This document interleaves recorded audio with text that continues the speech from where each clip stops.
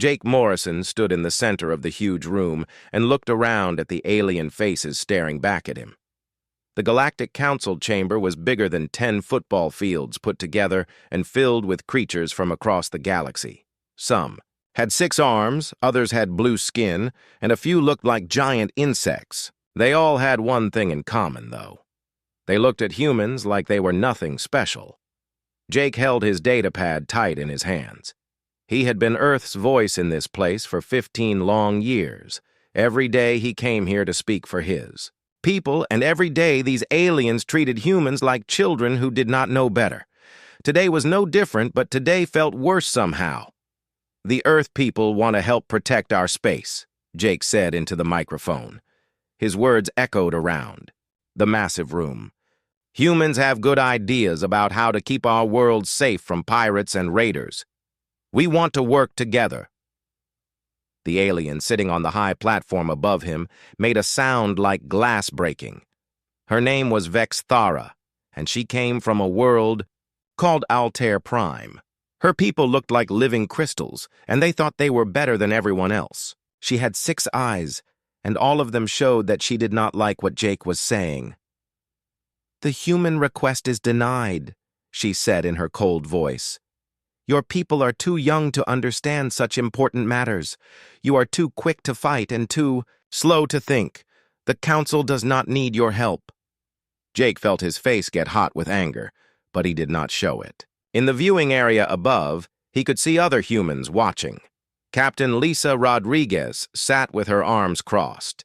She commanded a ship called the Horizon, and she explored new worlds for Earth. Next to her was Dr. Peter Walsh, who studied alien life forms. Both of them looked as angry as Jake felt. This was not the first time the Council had said no to human ideas. In fact, Jake could not remember the last time they had said yes to anything.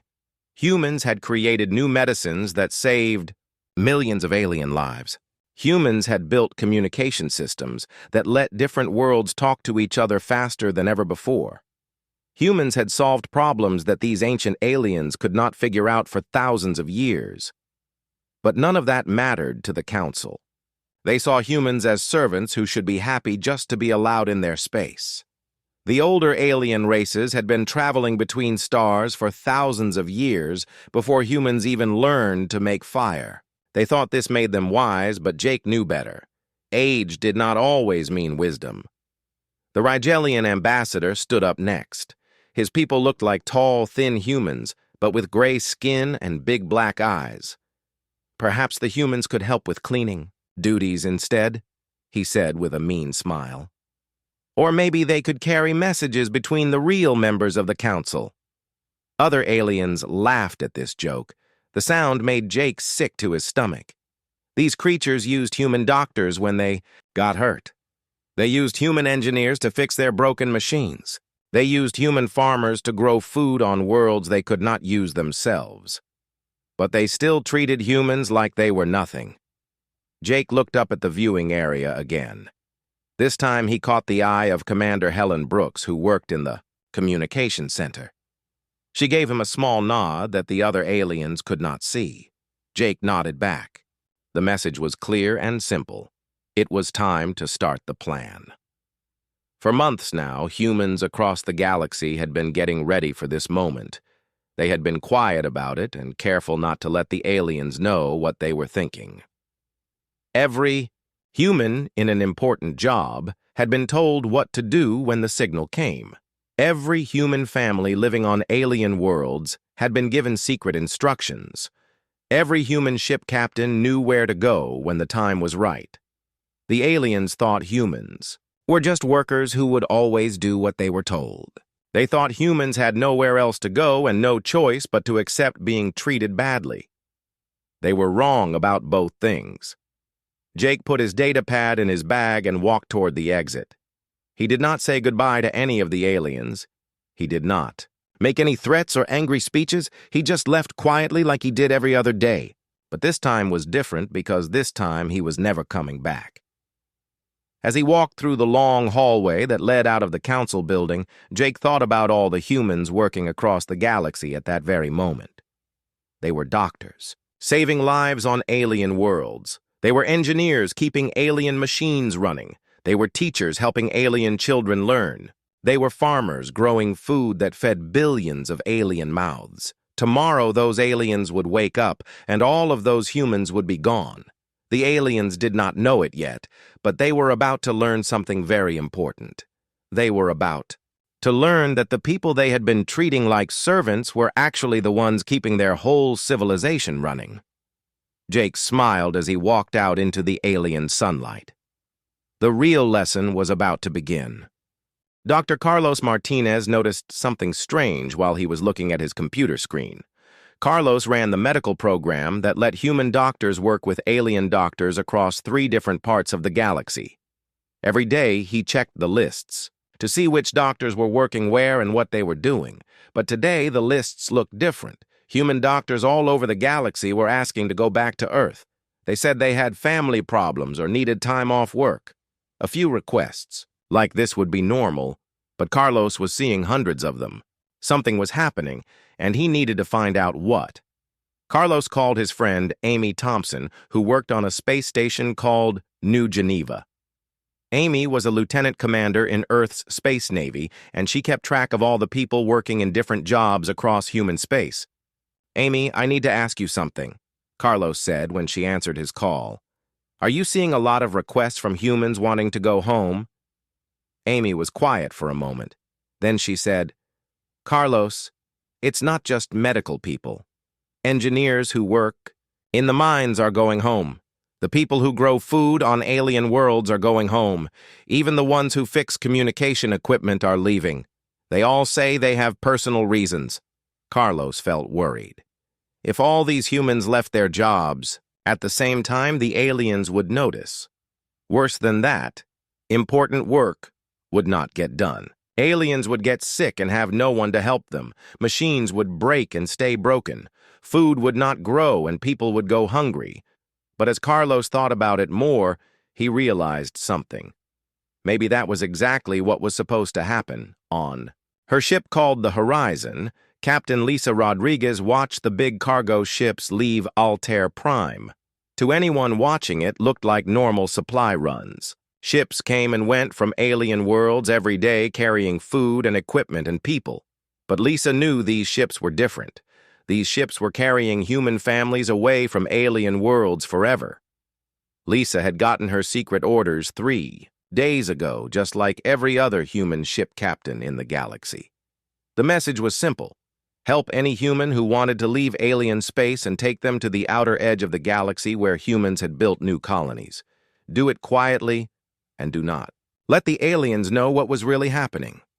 The outer edge colonies were on worlds that the Galactic Council thought were worthless. The planets were too far away or too dangerous or too hard to live on. But humans had gone there anyway and built homes and cities and farms. The aliens had laughed at humans for wanting to live in such difficult places. Now those difficult places were going to be humanity's new home. Commander Tony Garcia got his orders while he was working on Titan 1, a big space station that protected one of the main trade routes. Tony's job was to watch for pirates and enemy ships and keep the space lanes safe. He had been doing this job for 8 years and he was good at it. The orders came through a secret communication channel that only humans knew about. The message told Tony to slowly hand control of the station over to the automatic systems and then leave. He was supposed to make it look like everything was normal until the very end. Tony looked around the control room where he had spent so many hours. His team was made up of humans and aliens working together. The aliens were good people, and Tony felt bad about leaving them without warning. But they had chosen to treat humans like second-class citizens. Now they would have to learn to do this. Job without human help. All across the galaxy, the same thing was happening. Human families packed their things and told their alien neighbors they were going on vacation. Human workers finished their shifts and then never came back. Human ship captains filed normal flight plans, but then flew to secret meeting points instead of their listed destinations. The plan had been in the works for months. Every human in an important job had been contacted through secret channels.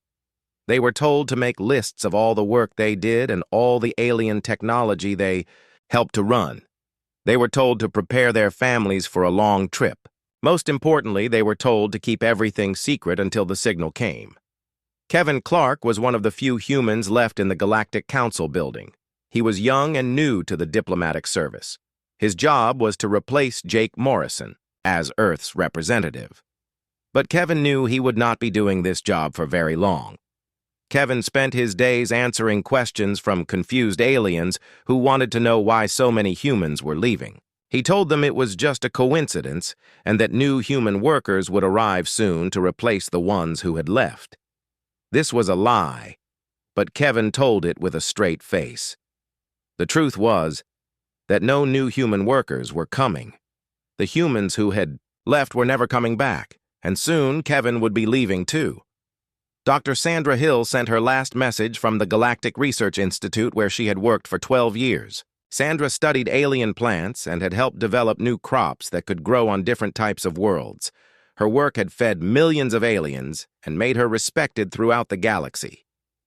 "To my alien colleagues," Sandra said into her computers, "Camera, I want you to know that working with you has taught me many things, but I have learned that respect must go both ways. I hope someday we can work together again as equals." Sandra turned off her computer and picked up her bags. Her ship was waiting to take her to New Terra, one of the new human colonies. She did not look back as she walked out of the building where she had spent so many years of her life. The aliens still did not understand what was happening. They thought a few humans were leaving, but that most would stay. They thought human civilization needed the Galactic Council more than the Council needed humans. They thought humans had no choice but to accept being treated as junior partners. In T. A few days they would learn how wrong they were about all of these things. The first sign of trouble happened on a Tuesday morning when the Centauri communication array went completely silent.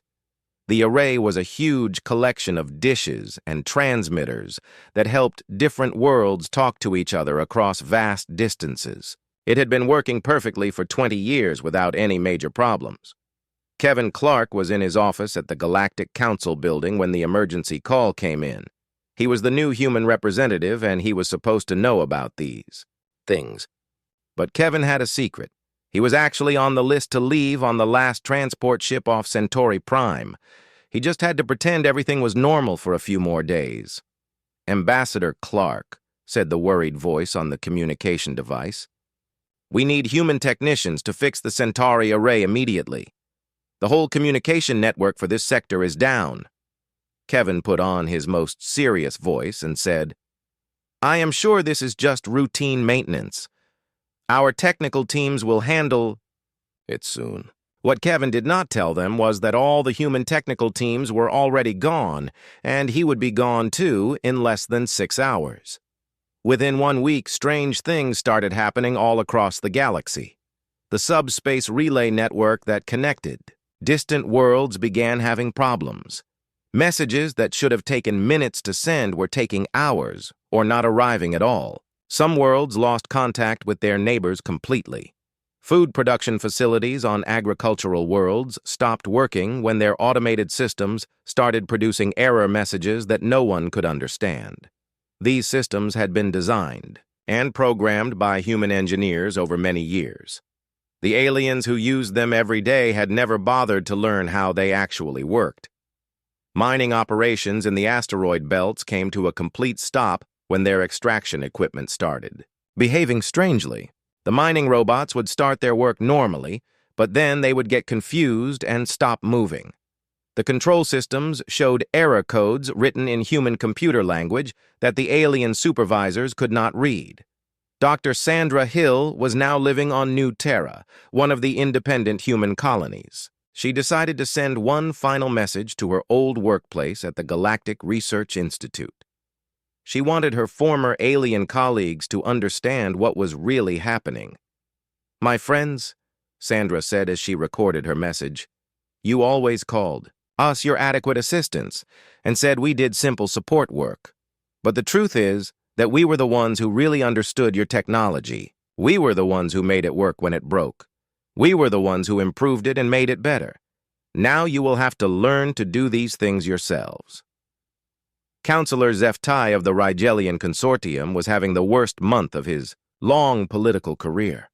The economic reports that crossed his desk every day were getting more and more frightening. Trade routes that had operated smoothly for decades were falling apart because no one knew how to coordinate the complex schedules that human logistics experts had managed. Diplomatic communications between different alien species were becoming confused and angry because the human translators were gone. These translators had done more than just change words from one language to another. They had understood the cultural differences between species and had helped prevent misunderstandings that could lead to conflicts. Even basic maintenance was becoming impossible. Machines that had run perfectly for years were breaking down because the aliens who operated them had never learned to do more than push buttons and read displays. The humans had always been the ones who understood what was happening inside the machines and how to fix problems before they became serious. Chief. Administrator Nancy Davis was the very last human working in the Galactic Council complex. Her job was to manage all the computer systems that kept the council running. She handled everything from meeting schedules to security access to financial records. Nancy had been putting off her departure for weeks because she knew what would happen when she left. The aliens had become completely dependent on the computer systems she managed, but they had never learned to manage them themselves. They thought the systems ran by magic or maybe by very simple alien technology. On her final day, Nancy sat at her desk and looked at the main control terminal.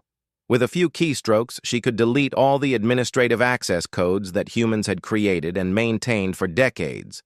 The aliens would still be able to use their computers, but they would not be able to change anything or fix anything or add anything new. Nancy thought about all the times alien counselors had dismissed human suggestions or treated human workers like they were not very smart. She thought about how they had always assumed that humans would be grateful just to be allowed to work for the great galactic civilization. She pressed the delete key and watched 20 years of human programming. Work disappear from the alien computers. Then she picked up her bag and walked out of the building forever. Captain Alex Turner was now broadcasting from Haven Station, one of the new independent human colonies in the Outer Rim. His message was being sent to desperate alien governments across 12 different sectors. Every day, he received more emergency requests for help from aliens who were starting to understand how much trouble they were in. "This is Captain Turner broadcasting from Haven Station," he said into the microphone.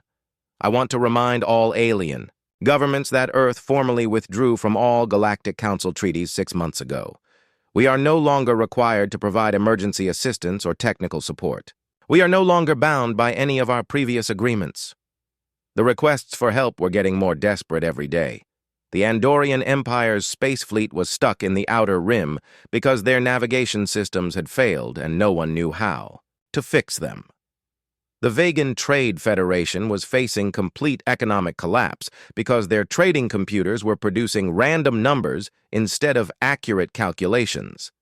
Medical facilities across the galaxy were running out of important medicines because the production systems were shutting down without human supervision.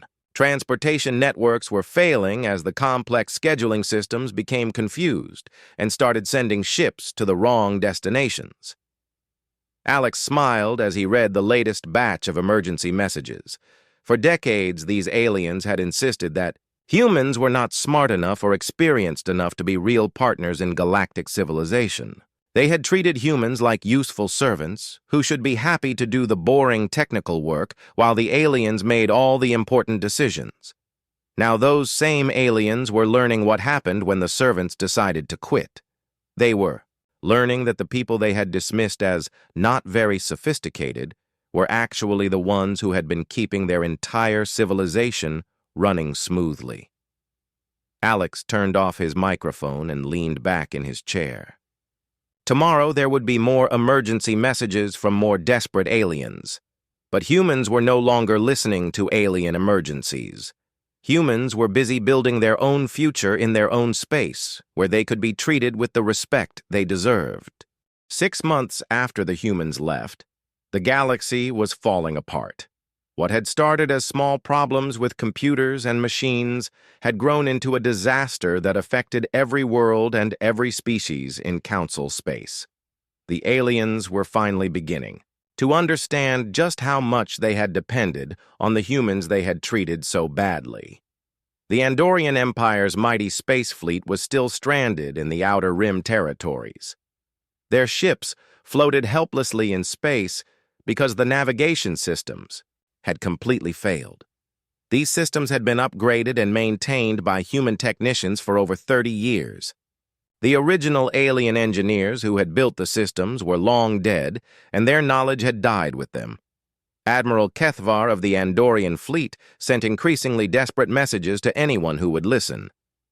"We have 47 ships, and 60,000 crew members stuck out here," he transmitted on all emergency frequencies. "Our navigation computers are showing us locations that do not exist and routes that lead into empty space. We need human technical assistance immediately." But the humans were no longer answering emergency calls from alien governments.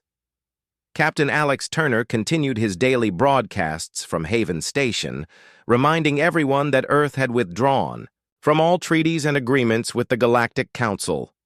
"This is Captain Turner with today's reminder," Alex said calmly into his microphone. "Humanity is no longer part of the Galactic Council. We are no longer required to provide assistance during emergencies. We are focusing our efforts on building our own independent colonies and taking care of our own people." The irony was not lost on the humans who listened to these broadcasts. For decades, the aliens had insisted that humans were not smart enough or experienced enough to be trusted with important responsibilities. Now, those same aliens were begging for help from the people they had dismissed as inferior.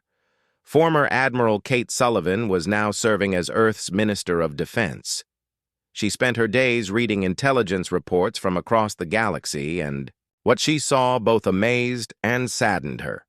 The alien species that had spent so much time telling humans they were not sophisticated enough for leadership were now facing complete social and economic collapse. The Vegan Trade Federation was in particularly bad shape. Their entire economy had been built around complex trading algorithms that were written by human programmers decades earlier. These programs had been so successful that the aliens had never bothered to learn how they worked. They just pressed buttons and collected profits. Now the algorithms were producing completely random results. Ships full of valuable cargo were being sent to worlds that had no use for them. Agricultural products were rotting in warehouses, while planets that needed food received shipments of luxury items instead. The Federation's currency was becoming worthless as the trading computers made increasingly bizarre decisions. Senator Ben Parker stood before the Earth Assembly and read the latest reports from human colonies across the Outer Rim. The news was overwhelmingly positive. Independent human settlements were not just surviving, but thriving in ways that had never been possible under Galactic Council oversight. "Our colonies are reporting record levels of productivity and innovation," Ben told the assembled representatives. "Without the restrictive regulations and bureaucratic interference of the Council, our scientists and engineers are making breakthroughs at an unprecedented pace. Our people are happier, healthier, and more prosperous than they have ever been." The human colonies had advantages that the aliens had never understood. Humans were naturally good at adapting to new situations and solving problems in creative ways. When the Council had controlled human space, these abilities had been suppressed by endless rules and procedures designed by aliens who thought they knew better. Now humans were free to use their natural talents. They were developing new technologies that surpassed anything the ancient alien civilizations had created. They were establishing trade relationships with unaligned species that the Council had ignored for centuries. They were building a new kind of civilization based on cooperation and mutual respect, rather than hierarchy and dominance. Dr. Rachel Kim monitored alien communication channels from the deep space listening post called Outpost 7. Her job was to keep track of what the aliens were saying to each other when they thought no humans were listening. The intercepted messages painted a picture of growing desperation and slowly dawning realization. "The situation is worse than we initially calculated," said one message from a Rigelian government official to his superiors. "Our infrastructure is not just failing, it is collapsing completely. We estimate that 70% of our critical systems were either designed, programmed, or maintained by human personnel." Another message from an Altarian colony administrator was even more direct. "We have been living with the illusion that we were in control of our own technology. The truth is that humans have been running everything for us while we took credit for their work. Without them, we are helpless." The medical crisis was particularly severe. Hospitals across the galaxy were running out of essential medicines because the production facilities could not operate without human supervision. The aliens had the formulas and the equipment, but they did not understand the complex processes that turned raw materials into life-saving drugs. Thousands of aliens were dying from diseases that should have been easily treatable. The medicines existed in human space, but the aliens were too proud to formally request humanitarian aid. They kept sending military messages demanding that humans return to their duties rather than humble diplomatic requests asking for help. Food. Production was failing on dozens of agricultural worlds. The automated farming systems that had fed billions of people for generations were shutting down one by one. The alien farmers knew how to plant seeds and harvest crops, but they did not understand the sophisticated climate control and soil management systems that made large-scale agriculture possible. Transportation networks were collapsing as the scheduling. Computers became more and more confused. Passenger ships were arriving at the wrong destinations or not arriving at all. Cargo vessels were colliding with each other because the traffic control systems could no longer track their movements accurately. The aliens had built their entire civilization on the assumption that they could always rely on human technical expertise to keep everything running. They had never imagined that humans might decide to stop providing that expertise. They had never considered what would happen if the people they treated as servants decided to become independent. Dr. Frank Morgan was aboard the research vessel, Discovery, monitoring emergency broadcasts from across the galaxy. The messages were becoming more desperate every day. Alien governments were offering territorial concessions, trade advantages, and even formal apologies if humans would just return and help restore basic services. But the humans were not interested in returning to their old roles as undervalued technical support staff.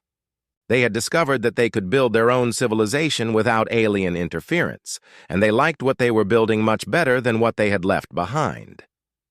The galaxy was learning a hard lesson about the difference between being in charge and being in control.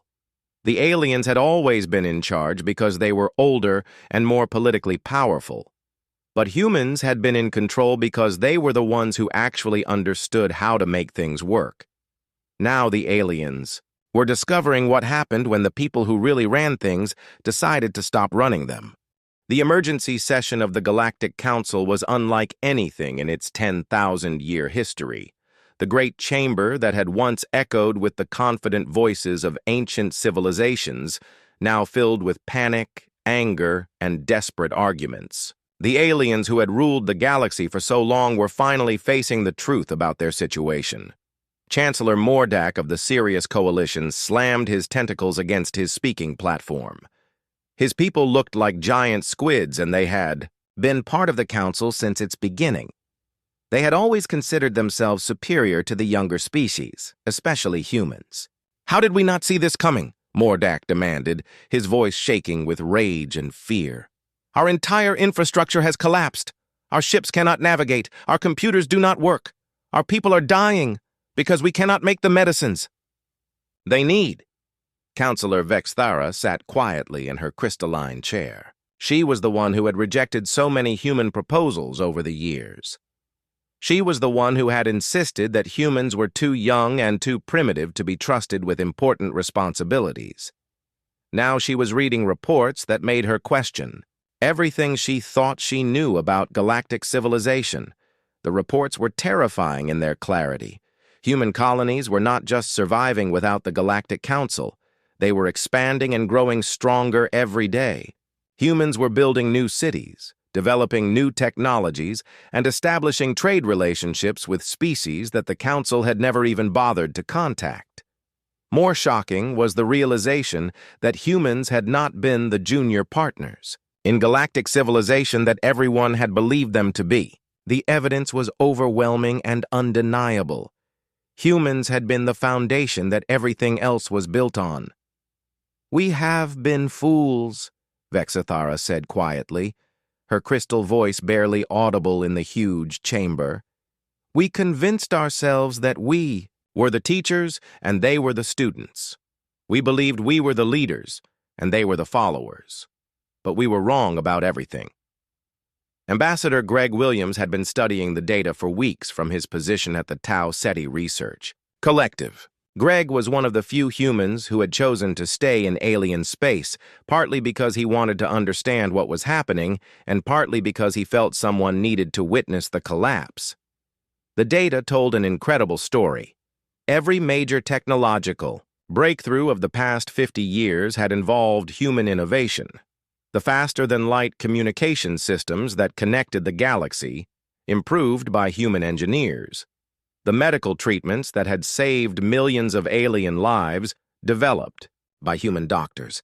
The agricultural techniques that fed entire worlds, created by human farmers. The aliens had provided the basic knowledge and the resources, but humans had provided the creativity and practical skill that turned that knowledge into something useful. The aliens knew the theory, but humans knew how to make theory work in the real world. "It is worse than we thought," Greg told his alien colleagues during their daily briefing. "Humans were not just supporting your civilization, they were running it. Every critical system, every important process, every essential service depended on human expertise." Dr. Frank Morgan continued monitoring galactic communications from the research vessel Discovery. The messages he intercepted were becoming more and more desperate as alien governments finally understood the scope of their problem. "We are prepared to offer significant territorial concessions," read one message from the Altarian government. "Humans can have complete control over any star systems they choose.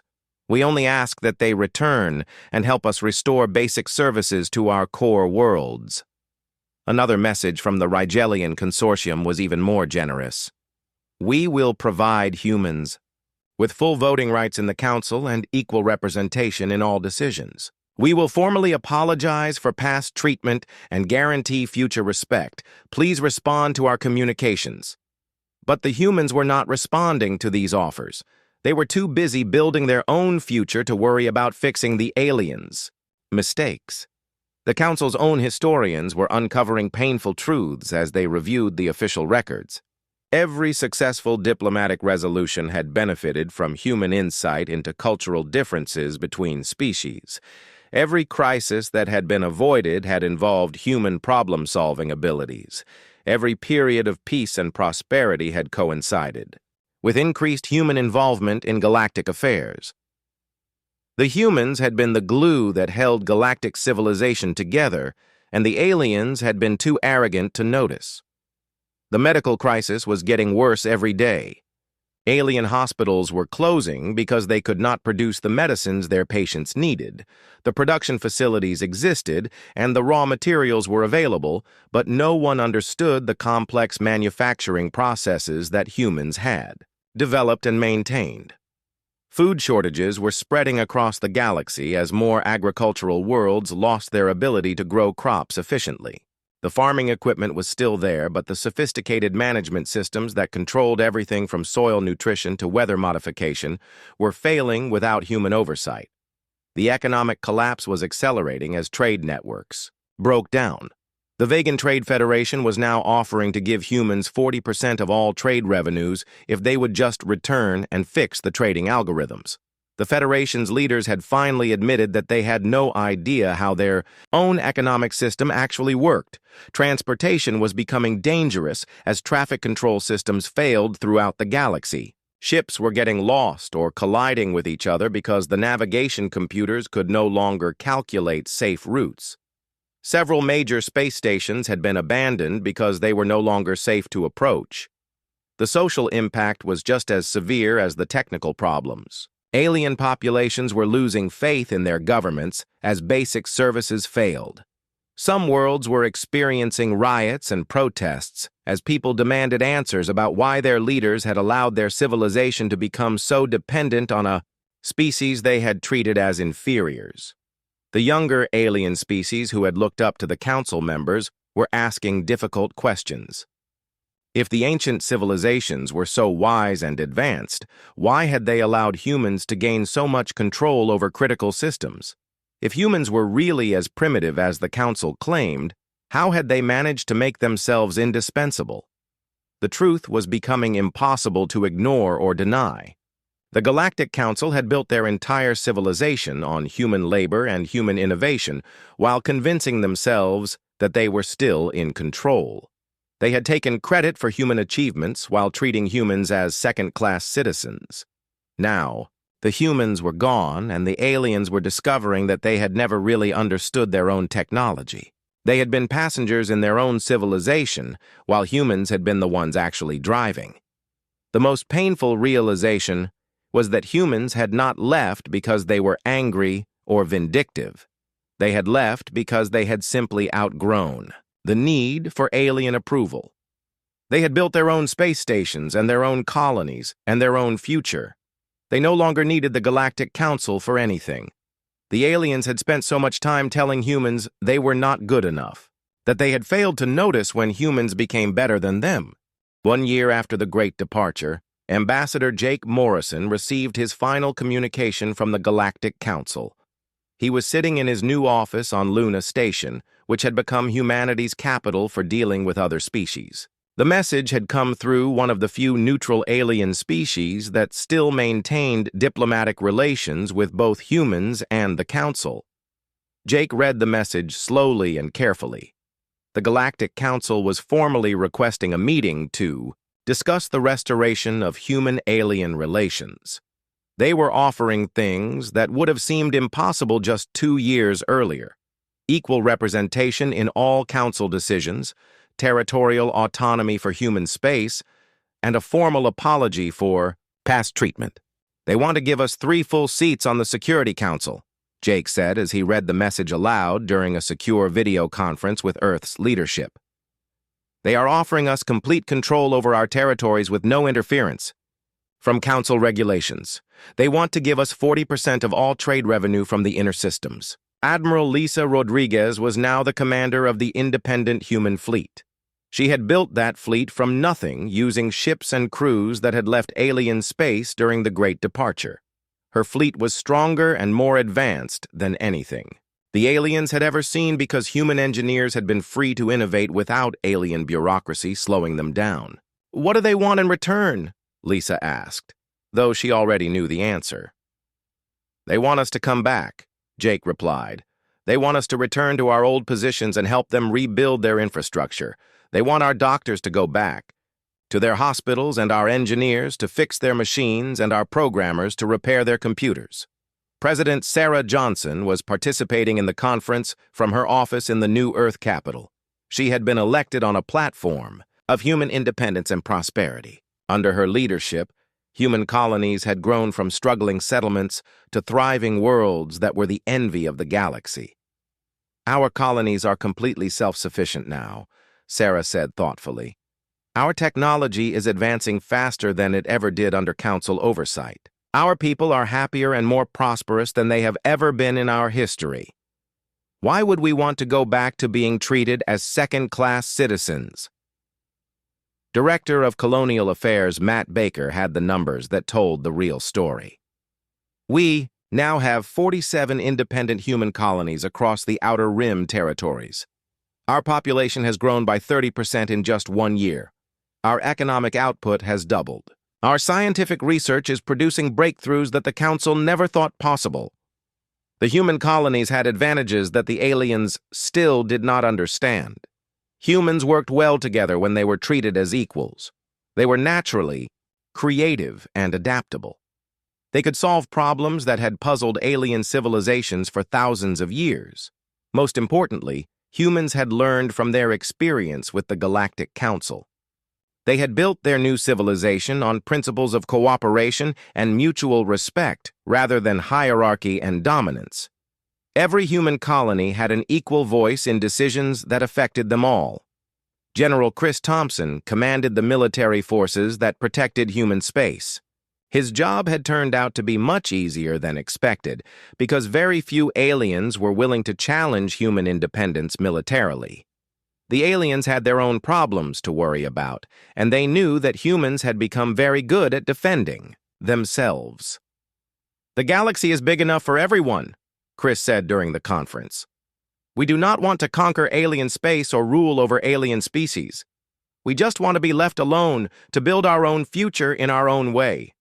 The alien requests for help had not stopped during the past year. Every day brought new messages from desperate alien governments offering various deals and concessions if humans would just return and fix their broken systems.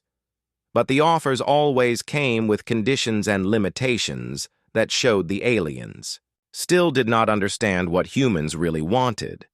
The aliens kept thinking that humans would come back if the price was right.